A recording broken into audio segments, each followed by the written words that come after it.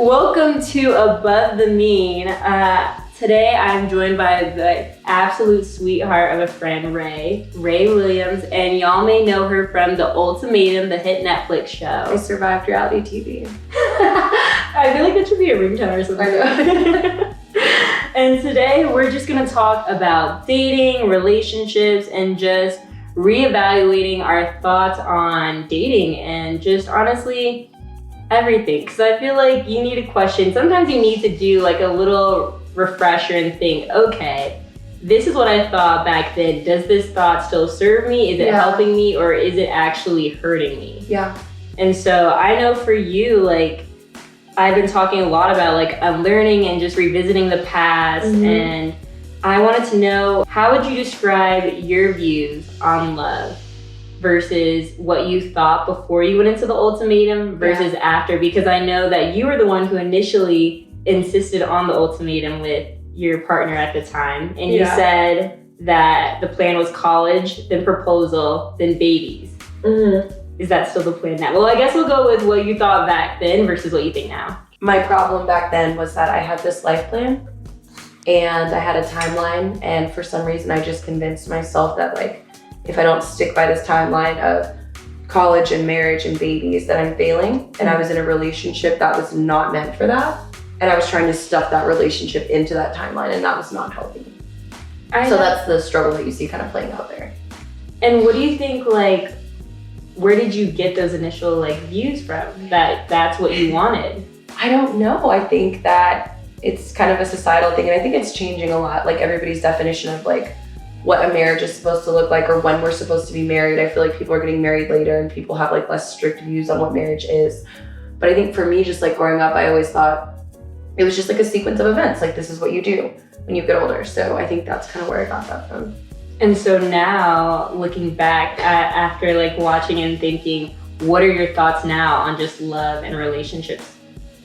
I just think that it will happen when it's meant to, and that ultimatums are not healthy. They're not really productive. I mean, I understand if you're, here's what I'm into now. I think silent ultimatums are what women should follow. So it's like, can you give an example of that? Absolutely. So instead of like, if you look at a guy and you're like, if you don't stop, what's like an example of like a shitty behavior in a relationship? Staying out till 3 a.m. and not calling me. I'm gonna leave, or like, I'm gonna be upset, right? Instead, what I would do is just say, hey, this behavior upsets me, and see what they do. And then make like a silent ultimatum with yourself of like, okay, if he keeps doing this to me after he knows it hurts me, then I'm just gonna leave. Instead of like trying to, it's almost like just kind of let people behave how they want to behave, and then you move around it instead of trying to control people. That's what I had to learn.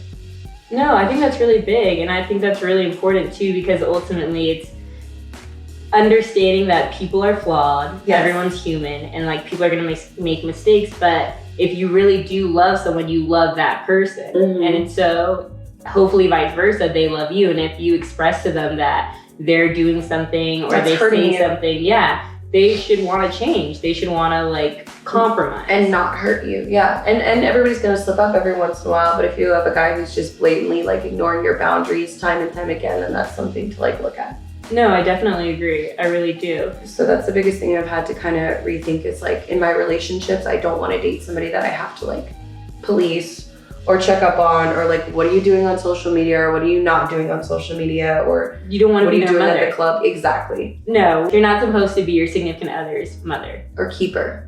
Ooh, I like that. Keeper. Yeah. So just like silent ultimatums, like just maybe like for the women who are like, oh, I really want this type of commitment, this and that, I would just say, if you're in a relationship and you feel like it's stagnant, maybe set a timeline like privately for yourself and like goals that you want to meet in your relationship. Communicate your feelings, but don't be like, you need to propose to me by this date or I'm gone. You know what I mean? Yeah. So just, I call it like silent ultimatums, basically. No, I actually really, really like that. Yeah. And I feel like that's healthy, because I feel like for me, I've always thought that communication is one of the like key tools, I feel like, 100%. In making a relationship work. And that's something I had to figure out, because I honestly used to not be good at communicating. And that was something that my ex would always say. And then as the roles reversed, I worked on it and I became a great communicator. And then he became really sucky at it. So We love it when it happens, karma. Yeah. Now, a year later, looking back, would you do the show again if you could? Probably not. I probably wouldn't have done the show. I mean, I'm grateful for like the opportunities that I've got from it and the friendships I've made, especially with like the women that I was cast with. I guess maybe I would just go back in time and like give myself a warning. Like, we all expected like an embarrassing edit. You know, it's reality TV. Like, they're not going to show you in your best light. We knew what we signed on for, but like, I think the whole cast kind of agrees. Like, I got like the worst edit out of everybody. I was gonna ask you, do you feel like your personality was like accurately portrayed on TV? Yes and no. But I definitely, a lot of things were, you know, left out that kind of explained certain people's reactions to stuff. So you're seeing the effect and not the cause, basically. But we were all kind of ourselves, and also we were all very drunk. So there's that as well. No, I started realizing that because I don't know where I saw it. I don't know if it was a TikTok or something, but it's like, if you ever watch a reality show and you see them carrying around cups or like the silver chalices, it's usually some type of alcohol. They're trying to get you liquored up to get the good stuff. And so I know that you were an inspiration to so many fans by coming out during the reunion show. You helped give a lot of people courage to kind of do the same. What kind of prompted that conversation with yourself to kind of be transparent in that light? Or like share that vulnerable side of you? So the reunion was just kind of a way for all of us to like catch up and like, what are you doing now? What are you with now? And I was just decided to be open and just say who I was with and say that they were a girl. You know, I didn't want to keep that in. I didn't want to feel like I was lying either. So I was like, yeah, I'm dating a girl now. I just think, and I've like touched on this before, it's so important because a lot of people don't think their representation is super important, but I know that there's so many people that are really unhappy like with themselves. So maybe like more mainstream representation. Yeah, I definitely agree. Like, I'm a very big advocate for being authentically you. Because if you're not, like, how are you going to even understand how awesome you are if you can't even show up for yourself? Yeah. And so I really applaud you on that. And I'm sure coming out wasn't easy, and it must have took like a lot of self-reflection. So what are some things that you do to really get in touch with yourself and begin to determine who Rae is? Yeah, I mean, I think isolation, as weird as that sounds, I think everybody just needs some time to kind of like reset, think to themselves. I'm like, I think everybody should journal, just take time for self-reflection. So that's what I would say. No, I definitely, I like journaling. It's grown on me. I was not a very big fan of it at first because I definitely thought I was kind of writing in the sense that I thought, or writing in the way that I thought I should write for journaling, but I wasn't actually writing out my true and authentic raw feelings. And I think once I started doing it, I was really able to get the benefits of it. Yeah, my therapist was like, just throw it at the page. She was like, you can read it and then rip it up later, but she was like, just throw it all out there. Yeah, just get it all out. Yeah, exactly. And so I love that. So you go to therapy now. We love that. We did, yeah. Well, we all had to do therapy after the show, so. That makes sense. I can see that because I can see that being a very, not traumatizing, but, or it could be a little bit of both. Yeah. But definitely a new reality in the sense that it is reality TV, but I know reality TV is only this much. Yeah, the story, Yeah. And so I honestly, it's funny that you say that isolation is kind of one of the things that kind of helped you to, I guess, helped you along with your self-growth journey. Because I definitely feel the same, but to some extent, I feel that some people fall into this trap of getting too comfortable with being alone. Yeah. That they don't know how to kind of balance both. Right. Definitely think you need to have like a support system and like lean on other people. But I definitely think that taking time to yourself is important as well. 1000%. And so I honestly feel people overthink when it comes to dating because they worry more about trying to fit into this mold or idea of what the other person might want, and they start becoming less and less themselves. Have you ever run into that instant, or like you found yourself kind of getting lost in the relationship and not being you, being who you really are? Yeah, I definitely have seen that. I've seen that with a lot of my friends as well. We've all been there, you know, where you see a friend who kind of conforms to a relationship, whether it's abusive or toxic or whatever it may be, and then when they're like a few months out and they're clear of that person, they start to kind of come back into themselves and glow again, and it's like the most beautiful thing. And so what kind of advice would you give to someone who's kind of working on themselves and trying to show up and be more authentically them when dating? Man, that's a really good question. I would say that for girls that are worried about losing themselves in a relationship, I think that the first thing that I always see girls do when they end up losing themselves is like they start hanging out with their friends less.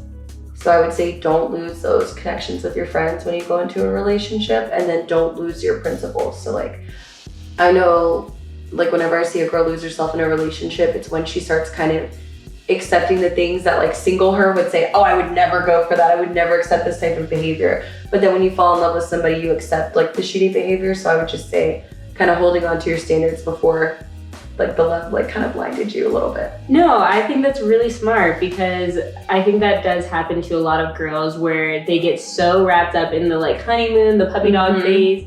And it's awesome. Like, I'm all for one being swept up in the romance, but don't. Or the trauma bonds. Yeah. That's the other side of it too. That's very true. Yeah. But it's like, don't neglect your friends. Don't neglect the people who have been there for you and will most likely be there for you when that relationship doesn't work out. Because that happens a lot too. Yeah. I've always, no matter what, maintained super strong connections with my friends. Like, no matter who I'm dating, no matter who they're dating, like, friendship is number one, for sure. I 1000% agree. I am someone who very much values friendship. Are you single now, or? It's complicated, but yes. Okay. And so it's just like, I feel Chugs wine. I just feel like dating here in Austin has really been an interesting experience for me since coming out, because I'm very... It's a recycling bin. Yes. Yes. And the fact that I feel like people forget, yes, Austin is a big city, but it's really not. And the same people kind of go to the same places. And so it's like, eventually you're going to run into the same guys over and over again. Yeah. And if you date somebody, you'll probably end up being friends with or seeing one of their exes, or that type of thing might happen. Or you'll see a girl that's like, oh, I hooked up with him last year. Like, stuff like that will happen a lot in Austin. And it's kind of uncomfortable for a lot of people, but it's something we've been forced to accept in Austin. And I'm like, I wonder if this is the case for other cities. That, I feel like you actually said it best. It really is a recycling bin. Unfortunately, it's gross. If I made a chart, everybody would be connected at some point. Yes, because actually my best friend, one of my best friends, her boyfriend is someone that I used to party with our freshman year before they had even met or anything like that. And I told her this when she was telling me that she was talking to him, just because, like, just to be fair, open, honest, and just transparent. But it was just really, like, showing me, one, how small the world really is, that, like, everyone really is connected in some way, shape, or form. Yeah. And so, in your opinion, what are the best ways to get to know someone better? Okay, I think that the best way to get to know someone is to ask the uncomfortable questions, see how they react when they feel awkward, see how they react when they're angry, see how they react when they're under stress, and then see how they react when they're like under pressure, kind of. So just see how they handle different like situations, and then just introducing them to your friends, and then you meet their friends. I feel like you don't really know somebody until you know their friends. Do you find it to be a red flag when a guy doesn't have a lot of friends? No. I find it to be a red flag if all of his friends are players, or if he's maybe friends with a lot of girls and he's dated or hooked up with the majority of them. But if he has like 2 or 3 guy friends and he's just rocking with them, I don't see a problem with that at all. Okay.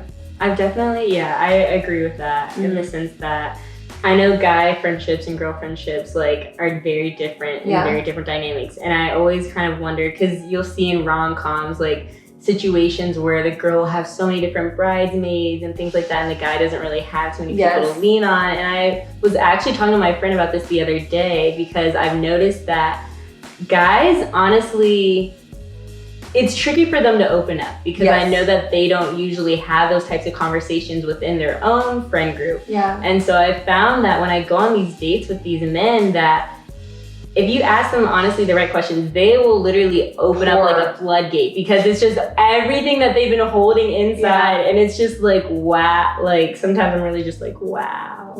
That was a lot. And so I really what is like one of your favorite go-to questions to ask on a first date? Ooh, on a first date, I haven't been on a lot of those lately. I think when I am getting to know someone and you get past like the questions about like work and friends and life and like whatever else. All the very like surface level. Yeah. I think it's not really a question I ask. I just like to kind of be a little bit like goofy, off the wall, kind of like throw random stuff out there and see how they like receive that. Like just start goofing off with them. It's not really like a question I ask. It's just kind of just messing around a little bit and see how quick they are, if they're like witty or like if they respond in a certain way or if they're like uptight or that's kind of good banter or something like that. Yeah. That's kind of like what on a first date, that's what I look for. I really like that. Yeah. I really do, because I feel like I've developed a very interesting mindset when it comes to dating this time around, where I really am just trying to have fun with it. Because I think people find it to be this really like serious thing and they overthink a lot of things, and it's just like they get in their head and they build up all this pressure and anxiety to the point where it's like they don't even want to go on the date anymore or like do anything. And so I love the fact of just having fun with it and saying not off the wall shit, but just some random like just quirky, like goof off. Yeah. Like you're there to have fun. It's not a business meeting, so just like enjoy yourself. That's like the way that I look at it. No, I definitely agree. And so for you, I'm like loving this pillow. I'm like this whole time. I'm just really? like wait, I'm glad. So now that you're kind of like out there and dating around a little bit, what are some of the important qualities that you look for in a partner? The number one thing I'm looking for in a partner is loyalty, obviously. But outside of that, I think what I'm looking for is kind of like what you were talking about earlier with like the date that you went on with your ex, just somebody who has kind of like that calming demeanor about them. I mean, I don't know how to explain it. It's like you want somebody that has energy. I don't want chaos in my love life anymore. So I guess just somebody who's grounded in themselves is what I look for. That's a really good, someone who's kind of very much rooted and knows who they are. Right. I definitely agree. And they've attained their goals, or they know what their goals are, and they are just kind of looking for someone to like maybe do life with instead of like, does that make sense? It does, but my thing is, I feel like a lot of times, and I definitely had to check myself on this because I know I'm guilty of it, is at our age, I feel like we're kind of on two different spectrums. Yes. It's like people are either figuring themselves out and like trying to get a job, or it's like people are very much on a career track and like very focused in. And so it's kind of hard to gauge whether or not I'm on both tracks. And I feel like there's no shame in it. Like I'm very much, it's a spectrum. And so it's just like, I know people who are like, if he doesn't have a job, if he's not making 6 figures, like all these lists and criteria, they're not subscribe to that. They're not necessarily, they're not interested in him. And so it's just kind of, I guess, where do you draw the line? Where do you determine whether or not this person, he may not be established yet, they may not be established yet, but there's potential there. They're working to it. I don't know. I guess it's hard to gauge sometimes. So I don't date like for finances. I'm not that girl that's like, I need a rich guy. So I think what I look for is someone who is just passionate about something, and they either just have a job that pays the bills and then they pursue their passion, or they're passionate about their career. So they're like fulfilled in that side of their life, and then they have like, I don't know, they have to like work out or go to the gym or do something physical, and then they have like a good family life. That's kind of what I view as somebody who like has their life together. I don't really look for some of the more like flashier indicators of someone having their life together. Like I know some people kind of date and they're like, what kind of car does he drive? Or does he have this X amount of jewelry? Or does he live in this type of apartment? Like materialistic types of things. Right. I look at success as stability more than anything else. I don't look at it as like material things. So I guess I just look for somebody who kind of like is where they're at, or they know where they want to be at, but they don't have to be like flexing. Like the guy I went on the blind date with who like flashed the Rolex and put the Lamborghini keys on the table. Absolutely hated him. It's very important to kind of know your love language when you're going out and doing relationships, just because it's important to know what you like, but then it's also important to know your partner's love language so you can kind of understand maybe why they react the way they do and say different things. Do you know your love language? Yes. What is your love language? My love language is physical touch. What's yours? Mine, okay, so it was physical touch, but then it was also, what's it called? Spending quality time. Quality time, yeah. Because I realized I'm very much about the moments that we share. And I really want to curate, like, it doesn't even have to be like anything lavish, like a vacation or anything like that. Like, I'll be fine if we just do like a picnic in the park. Like, I just want to do something with you other than just sit and watch TV on a couch. Correct. Yes. I get what you're saying with that. What has there ever been, I guess, times where you've noticed that love language or my love language conflicted with someone else's? Yeah, essentially. Yeah, I mean, if you kind of got to see that play out on the show, like with me and Zay. Do you know what was his love language? I'm gonna sip some wine. Hold on. I was like, hold on. I've always, not anymore, I mean, I've been in therapy, but back then I was kind of struggling with like expressing myself emotionally. And then, you know, you factor in the cameras and it was worse. Off camera, I was way better at expressing myself, but I will say, because I did rewatch a little bit of it just before our interview, and that I realized there was one part where they kind of edited it to make it seem where like you didn't know how to communicate your feelings towards Zay. No, I can communicate my feelings. Like, I'm still an adult, but no, they did you dirty. Yeah. NDA. So his love language, I think, was constant. He liked a lot of praise, a lot of compliments, a lot of reassurance, which I could do, but I think he wanted such, like, the amount of it was like more than I could give at that time and more than I could give on camera, and that was like a big downfall.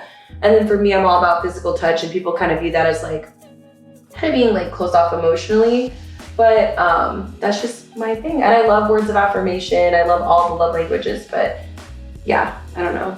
Like, whenever he was upset, I'd be like, yeah, like, come here. And he'd be like, no, let's talk about this. And I'd be like, I'm trying to comfort you. And that's where like the disconnect was. And see, I feel like that as you explain it, like, it makes sense now. And like, he would shut that down, and I'd be like, well, then fine. Like, I tried to. You're like, yeah. Yeah, so. No, and see, that's what I'm saying. It's important to know your partner's love language, because that makes so much more sense hearing you say that your physical touch. So it's like by holding him, like, I feel like that would have helped you to like be in a safer space to then talk, to then be able to talk. Yes. Exactly. Yeah. So I definitely understand that. So that's an example of love languages clashing. And my best friend was talking about this to me about her boyfriend. He doesn't, I don't want to go into specifics about their relationship, but she was basically telling me that like she learned how to love him in his love language, and now she wants him to like love her in her love language, and he doesn't really enjoy her love language. So then at that point I'm like, wow, are you guys compatible, or like how are you guys gonna work through that? So that's what she's going through right now. And it's very interesting. It's really interesting in the sense that I feel like we were talking about this earlier, a lot of like opposites attract. And so I feel like finding that middle ground of like, we may have conflicting views or like values or ideas about certain things, but where do you draw the line of like, maybe that we're just better suited as friends rather than lovers? Yeah. I think that's a really interesting notion. So essentially we discussed communicating. Can you give some advice or tips on like what can be some good communication techniques to use in a relationship? Of course, yeah. So the number one thing that I had to learn about communication was not forcing myself to communicate, and I'll explain that. Basically with like my ex, he would be like, well, how do you feel about this? How do you feel about that? And I would kind of be like, I don't know. Yeah. So I think being able to advocate for yourself and say, I don't know how I feel, can I have a second? Like for my people that are more introverted or need a second to process, and you're with somebody who's more aggressive, advocating for yourself and saying, I actually don't know how I feel, or can I have a second to think about this? I think that's really helpful, just knowing yourself. And then for me, therapy. You gotta go to therapy and learn how to express your feelings if you have a hard time with that. And then, I don't know, another thing that I did in one of my relationships that I had with an ex, where we literally could not stop, like when we would fight, we would just bicker like back and forth, yelling over each other. We would do a thing where we would write down how we were feeling, right? And say, I feel like this because blah, blah, blah, blah, blah, and list it out and trade notes and read it, sit with it. and then talk about it. Because if we didn't, we would bark over each other and it was terrible. So I writing really it out. like that. Yeah. Because instead, I feel like a lot of times when we argue, we're just essentially arguing to be right. We're not even listening to the other person. We're just kind of waiting for our turn to like spit out our little like fight. When you have to write it down, you actually have to like think about it. Like, well, why did I snap at him when I said this? And you have to like kind of explain yourself. So I really like that. Yeah. I really, really like that. I'm gonna have to use that. I'm gonna take that one with me. That's like for heated arguments when you guys are just like. Have you ever, well. Yes, probably yes. I don't know what the question is, but I'm gonna assume I've done it. I was just gonna say, let's venture away. We'll take a little detour from the healthy side. Okay. And we'll go back to. Oh, are we getting toxic? I was just gonna part say, I'm here yes. for. Let's get a little toxic. We've got to open the podcast with the toxic side and then end it with the the healthy healing? stuff. Let's start out with the toxicity though. Let's get into it. Okay. Has there been a time when I guess, let's say our behavior was a little less healthy and a little more toxic that you can look back, since this episode is about reflecting, that we can look at and see I was in the wrong here, and then this is what I would have done differently in this situation. Yeah. Back in college, so this was a relationship like before the one that you saw like on the show. I had an ex and we had an issue with social media. So my boundaries for social media were as follows. Basically just, if you're already following girls, go ahead, follow them. If you have a really recent ex-girlfriend, maybe don't interact with her posts as much. If a girl comes up on your timeline, you can like it and keep scrolling. My issue was, do you remember when Instagram used to have like the following tab and you could see what somebody was liking and doing? Oh, yeah. Okay. My rule with the boyfriends at the time, like this is like college, right, was like, don't go to a girl's page and like multiple photos in a row, because that just means DM me. Yeah. So the toxic thing that I did back then was like, I had an ex that would want me to dress like a certain way, right? Like a little bit more covered, that was his preference. But on Instagram, he was always liking certain types of outfits and like certain types of Instagram content. So I decided to post a picture like that and wear an outfit like that out to where him and his friends were, and I got on the bar and I started dancing and I was like, this is what you like. Instead of just like, that was like my toxic phase, you know? And instead of realizing, hey, you keep setting boundaries with this guy time and time again, and he keeps DMing and interacting with girls and making you feel uncomfortable, you need to leave. I ordered the same outfit and got on top of a bar and shook my ass. Like, wait, what? You know what I mean? It's one of the things you look back on and you're like, okay, what was I trying to gain from that? You know, it made him mad. Like, and then we were arguing, so it didn't really achieve my goal. But at the time, you wanted to be heard, and you didn't feel I felt like being toxic. I was like, oh yeah, this is gonna show him. Let me get on the bar, and not the vibe. But I think that's perfect, because it's like now looking back a few years later, you can realize cringing. You can, it's like that. You're like, that may not have been my smartest moment. That was not my best Friday night. No, it was not. No. But the thing is, I'm sure he probably really did like you up on the bar, just. Like, this is what you like? This is what you're hiding on Instagram? You like this? Yeah. Drunk as hell. No, that's a good one though. Yeah. That's a good one. Someone wrote in, do you think women are less toxic than men, generally speaking? Yes, but I'm aware that women are capable of toxicity. Yes, I think that's very fair to say, because I feel like it is a double standard. Yes. It is a double standard. Because men have the liberty where they can go and talk to multiple women at once and no one bats an eye. Right. But if women were to do that, it's seen in a whole other light. And I think that society really does have this problem of painting women who are just more outgoing, or who are actually doing what they're supposed to. They're dating, which when you're dating, you're supposed to be talking to more than multiple people. It's essentially you figuring out what you like, what you don't like. And I think society really has this negative connotation to it, or perception of it, that it views women in a really negative light when they do this. And so I think it makes it seem like women are toxic, but it's literally them doing the exact same thing that men do. Yeah, Lori Harvey is the perfect example. She's someone who's been in like 2 or 3, maybe long-term relationships in public, and men are so angry at her, and I kind of look at her and I'm like, she's just dating. Like, we've all done more than she's done probably. Like, why is everybody hating on her? So I think that was a really great example. Yeah. Because people They're just mad because she's hot. And she gets all the hot men too. Yeah, I mean, that's why they're mad. I wouldn't mind being Lori Harvey. I need a shirt that says "Leave Lori Harvey alone." So I need that on a t-shirt. Yes, because she does get scrutinized for going and dating these men, but I think she's doing what you're supposed to do. They're angry. They can't call her a hoe because she's only dated a couple people and they claim her. They can't call her ugly because she's not ugly. They can't call her broke because she's not broke. So they're just mad. Honestly, this was great. I feel like I'll end the podcast with just like, what would you call this chapter in your life? Oh, okay. Got it. Oh, we're ending it with this. Well, yeah. Oh, okay, so sorry to get to the question. The wine is like kicking in. I'm so sorry. I'm like, yeah, that's a good question. Yeah, I like that. So, like, we're recording. Wait, no. This chapter of my life is called content. Ooh. I am at a place in my career where I'm really happy. I feel so blessed to have the friends that I have. I'm doing really well in my family life as well. So I think it's just content. Like all the stuff that I wanted, I'm kind of living in it. And I think that people kind of have a bad habit of always like, if I just get this, I'll be happy. Or once I reach this milestone, I'll be happy. But it's kind of like looking back and remembering I used to want to be where I'm at now. So I'd say I'm content. That's what this chapter is called. I really like that. It's like your inner peace. You found kind of your inner peace. Yeah, therapy and time, but we're here. I Inner really, peace. really like that.